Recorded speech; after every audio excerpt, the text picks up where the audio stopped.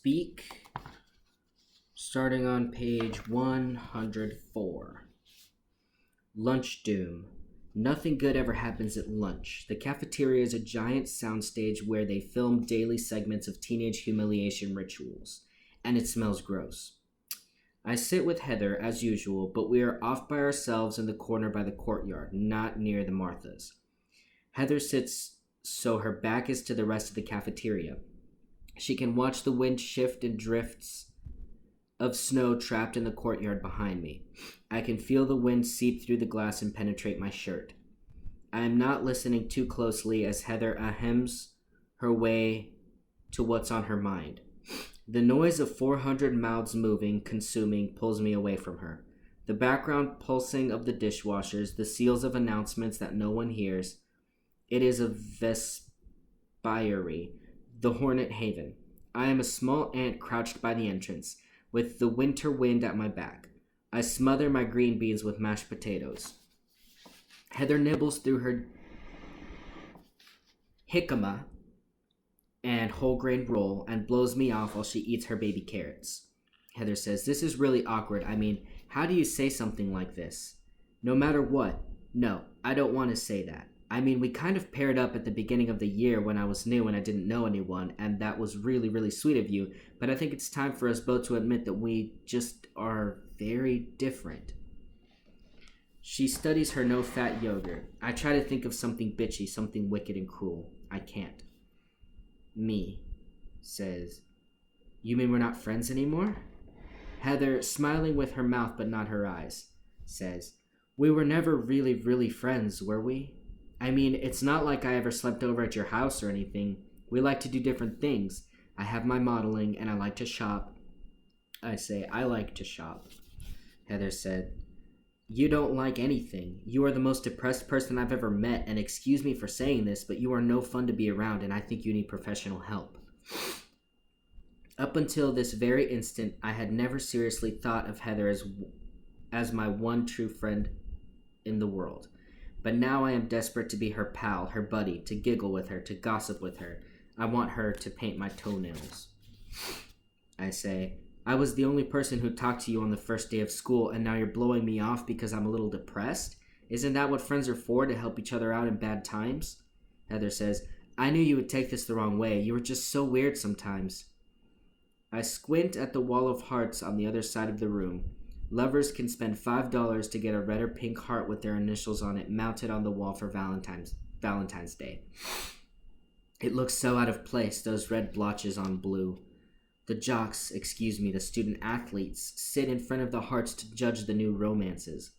Poor Heather, there are no Hallmark cards for breaking up with friends. I know what she's thinking. She has a choice. She can hang out with me and get the reputation of being a creepy weirdo who might show up with a gun someday, or she can be a Martha, one of the girls who get good grades, do nice things, and ski well. Which would I choose?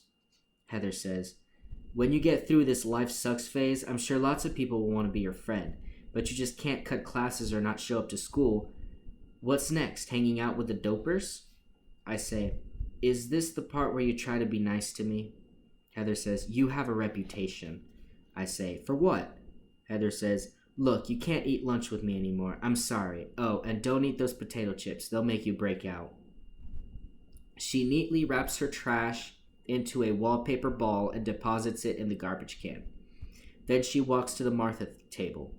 Her friends scooch down to make room for her. They swallow her whole, and she never looks back at me. Not once. Conjugate this. I cut class, you cut class, he, she, it cuts class. We cut class, they cut class, we all cut class. I cannot say this in Spanish because I did not go to Spanish today. Gracias a Dios, hasta luego. Cutting out hearts. When we get off the bus on Valentine's Day, a girl with white blonde hair bursts into tears. "I love you, Angela," is spray painted into the snowbank along the parking lot. I don't know if Angela is crying because she is happy or because her heart's desire can't spell. Her honey is waiting with a red rose. They kiss right there in front of everybody. Happy Valentine's Day. The issue with the spelling is that the way it was written, spray painted, spelled with a J, Angela, but the person's name spelled with a G, Angela. It caught me by surprise.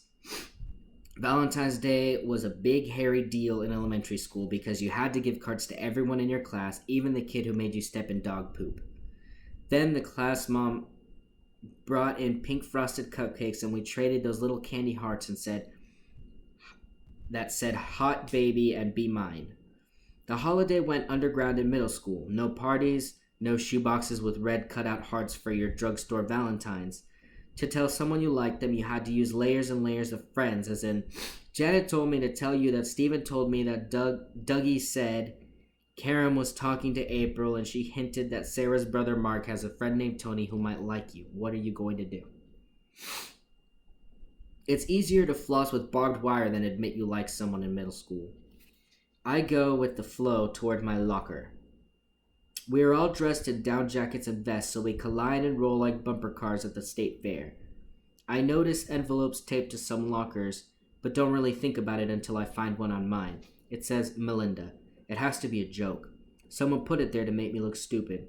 I peer over my left shoulder, then my right, for groups of evil kids pointing at me. All I see are the backs of heads. What if it is real? What if it's from a boy? My heart stops, then stutters and pumps again. No, not Andy. His style is definitely not romantic. Maybe David Petrikis, my lab partner. He watches me when he thinks I can't see him, afraid I'm going to break lab equipment or faint again. Sometimes he smiles at me, an anxious smile, the kind you use on a dog that might bite. All I have to do is open the envelope. I can't stand it. I walk past my locker and go straight to biology. Miss Keene decided it would be cute to review birds and bees in honor of Valentine's Day.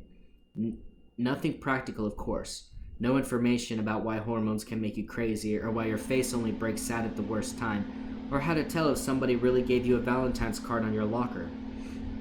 No, she really teaches us about the birds and the bees. Notes of love and betrayal are passed hand over hand as if the lab tables were lanes in Cupid's highway. Miss Keene draws a picture of an egg with a baby chick inside it. David Petrikis is fighting to stay awake. Does he like me? I make him nervous. He thinks I'm going to ruin his grade, but maybe I'm growing on him. Do I want him to like me? I chew my thumbnail. No, I just want anyone to like me. I want a note with a heart on it. I pulled the edge of my thumbnail back too far and it bleeds. I squeeze my thumb so the blood gathers in a perfect sphere before it collapses and slides down the palm of my hand. David hands me a tissue. I press it into the cut. The white cells of paper dissolve as the red floods them. It doesn't hurt. Nothing hurts except the small smiles and blushes that flash across the room like tiny sparrows. I open my notebook and write a note to David. Thanks. I slide the notebook over to him. He swallows hard, his Adam's apple bouncing to the bottom of his neck and back up again. He writes back, "You are welcome." Now what? I squeeze the tissue on my thumb to concentrate. Miss Keene's baby bird hatches on the board. I draw a picture of Miss Keene as a robin. David smiles. He draws a branch under her feet and slides the notebook back to me. I try to connect the branch to a tree. It looks pretty good. Better than anything I have drawn so far in art. The bell rings, and David's hands brushes against mine as he picks up his books. I bolt from my seat. I'm afraid to look at him. What if he thinks I already opened his card and I hate his guts, which was why I didn't say anything? But I can't say anything because the card could be a joke or from some other silent watcher who blends in with the blur of lockers and doors. My locker. The card is still there. A white patch of hope with my name on it. I tear it off and open it. Something falls to my feet. The card is a picture of two cutesy teddy bears sharing a pot of honey. I open it. Thanks for understanding. You're the sweetest. It is signed with a purple pen. Good luck, Heather. I bent down to find what dropped from the card. It was the friendship necklace I had given Heather in a fit of insanity around Christmas. Stupid, stupid, stupid. How stupid could I be? I hear a cracking inside me. My ribs are collapsing in on my lungs, which is why I can't breathe. I stumble down the hall, down another hall, till I find my very own door and slip inside and throw the lock, not even bothering to turn on the lights. Just falling a mile downhill to the bottom of my brown chair, where I can sink my teeth into the soft white skin of my wrist and cry like the baby I am. I rock, thumping my head against the cinder block wall. A half-forgotten holiday has unveiled every knife that sticks inside me, every cut. No Rachel, no Heather, not even a silly, geeky boy who would like the inside girl I think I am.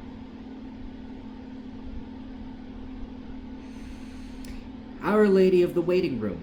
I find Lady of Mercy Hospital by accident. I fall asleep on the bus and miss them all completely. The hospital is worth a try. Maybe I can learn some pre-med stuff for David. In a sick kind of way, I love it. There are waiting rooms on almost every floor. I don't want to attract much attention to myself, so I stay on the move, checking my watch constantly, trying to look as if I have a reason for being there. I'm afraid I'll get caught, but the people around me have other things to worry about. The hospital is the perfect place to be invisible, and the cafeteria food is better than the schools. The worst waiting room is on the heart attack floor. It is crowded with gray-faced women twisting their wedding rings and watching the door for a familiar doctor. One lady just sobs. She doesn't care that total strangers watch her nose drip or that people can hear her as soon as they get off the elevator. Her cries stop just short of screaming. They make me shiver. I snag a couple of copies of People magazine and I am out of there. The maternity ward is dangerous because people there are happy. They ask me questions. Who am I waiting for? When is the baby due? Is it my mother? A sister? If I wanted people to ask me questions, I would have gone to school. I say I have to call my father and flee. The cafeteria is cool, huge, full of people wearing doctor, nurse clothes with college degree posters and beepers. College degree posture and beepers. I always thought hospital people would be real health nuts, but these guys eat junk food like it's going out of style. Big piles of nachos, cheeseburgers as wide as plates, cherry pie, potato chips, all the good stuff. One lone cafeteria worker named Lola stands by the steamed fish and onion tray. I feel bad for her, so I buy the fish platter. I also buy a plate of mashed potatoes and gravy and a yogurt. I find a seat next to a table of serious, frowning, silver-haired men who use words so long I'm surprised they don't choke. Very official. Nice to hang around people who sound like they know what they're doing. After lunch, I wander up to the 5th floor to an adult surgery room where waiting family members concentrate on the television. I sit where I can watch the nurses' station and, beyond that, a couple of hospital rooms. It looks like a good place to get sick. The doctors and nurses seem smart, but they smile every once in a while.